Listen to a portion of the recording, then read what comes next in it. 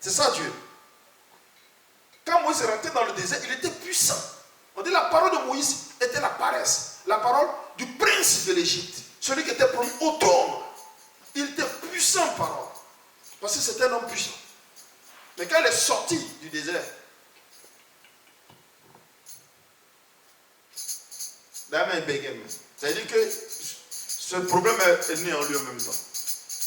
Non seulement il n'arrive même pas à parler, même le peu même qui doit parler encore là, il bégaye dedans.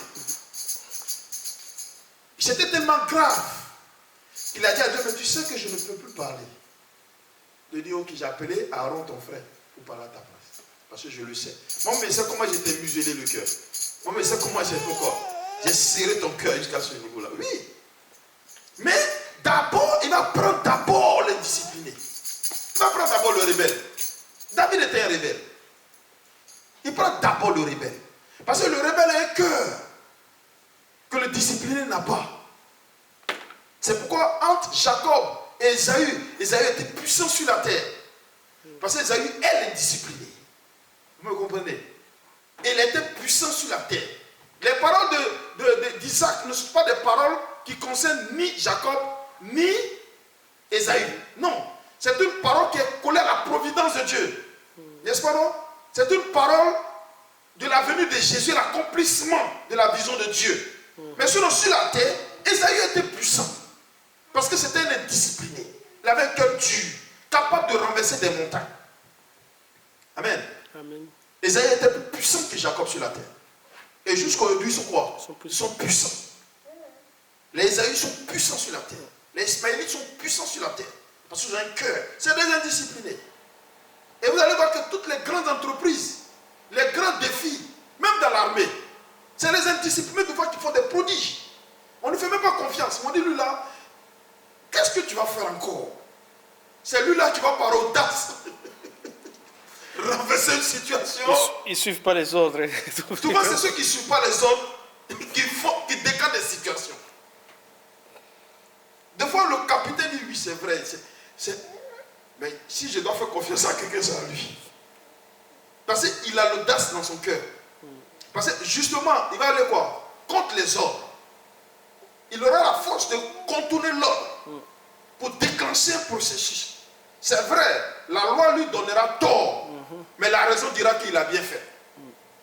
Laissez-moi un peu. Donc on a tous besoin de celui-là. Et puis on fait on essaie de l'encadrer. Pierre était indiscipliné. Est-ce que vous comprenez? Pierre était indiscipliné. Paul était discipliné. Mais c'est pourquoi, quand tu vas lire 2 Corinthiens, tu vas voir que quand Paul parle de son ministère, il a été méprisé dans son ministère. Parce qu'il était trop discipliné. Parce que tellement il avait pris Jésus, qui s'était identifié à Jésus, qu'il était tellement discipliné qu'on ne le considérait plus. C'est-à-dire que lorsqu'on lisait les écrits de Pierre et de Paul, on avait peur. Mais quand on le voyait, on dit, oh, c'est lui-là qui a écrit tout seul. Non. On le minimisait. On le voyait petit. Or, quand on lisait ses écrits, ses lettres, on dit, wow, celui qui a écrit ça, wow. Mais quand on le voyait, oh, c'est Paul ça. Il était trop discipliné. Mais Pierre faisait peur. Jacques faisait peur. Quand Jacques arrivait, tu sais que lui là, il va te dire quelque chose, ça va te faire quelque chose. C'est comme Élisée. Élisée faisait peur. Élisée faisait peur. C'est comme Michée. Michée faisait peur. Il y a des hommes de Dieu que Dieu aimait. Parce qu'il faisait peur, parce que c'est des indisciplinés. Parce que lui-même qu'il allait les chercher, il savait que c'est des gens qui avaient des cœurs de lion. Ils avaient une nature. Donc, le caractère et la nature vont orienter dans le ministère. Le ministère, c'est les 5 que nous allons voir. Donc, on a l'apostolat, c'est-à-dire que l'apôtre, on a le prophète, on a l'évangéliste, on a le pasteur et on a le docteur. Ok? Donc, d'abord, l'appel va nous amener d'abord dans l'ordre sacerdotal pour savoir qui est appelé en tant que lévite pour exercer quelle activité dans l'église. Et ces personnes doivent être consacrées. Vous devez le savoir. C'est pourquoi une fois que ces personnes ont été repérées, il faut les consacrer sur leur don devant l'Éternel pour que ce qu'ils vont exercer soit le canal par lequel le Saint-Esprit va se manifester. Il y a des gens qui ont appris, ils ont le don de danser dans l'église. Est-ce que vous comprenez? Quand ils se mettent à danser à des voiles, devant la femme, mais ça, les anges le font devant la gloire de Dieu. Vous me comprenez? Qu'ils commencent à danser avec des couleurs, ils sont habillés d'une certaine manière, ils se mettent à danser. Mais ça crée le mouvement de l'Esprit de Dieu. Vous me comprenez? Parce que c'est un don. Maintenant, il y a derrière qu'on copie par convoitise. Mais il y a des gens qui le font par don. Ils le font, c'est leur âme qui est à danser devant l'Éternel. Amen. Amen. Ça ouvre les écluses des cieux. L'Esprit de Dieu descend. Dieu prend plaisir à ces choses. Parce qu'on descend devant qui? On descend devant une autorité. Quand le roi est assis sur son trône, c'est ce qu'on appelle les festivités du roi. On danse devant la gloire du roi pour faire plaisir. C'est qui fait quoi? Dispose favorablement son cœur. Allô? Vous comprenez? Amen. Je ne sais pas si je suis très bien. Si. Lors du ministère, parce que ça va marquer votre parcours. J'ai dit que l'étude du ministère est très important. Ça, ne ratez pas ça. Je vous en conjure. La théologie, on peut rattraper, mais le ministère, tu ne rattrapes pas. Il y a des secrets dans le ministère que tu ne rattrapes pas. Et c'est sans orgueil, il faut étudier le ministère. Il ne faut jamais dire que je suis arrivé. Parce que le ministère est conditionné par le Saint-Esprit lui-même. Et c'est la partie la plus délicate du ministère. La théologie est la partie la plus facile. Parce qu'il y a des documents où les écrits sont sanctionnés. Ok. Tu peux toujours aller récupérer ces documents, les lire et t'informer. Mais le ministère ne s'informe pas. Parce que c'est par révélation. C'est par révélation que Dieu révèle les choses. Les cieux du royaume des cieux ne sont révélés que par révélation, par le Saint-Esprit lui-même. Amen. Amen.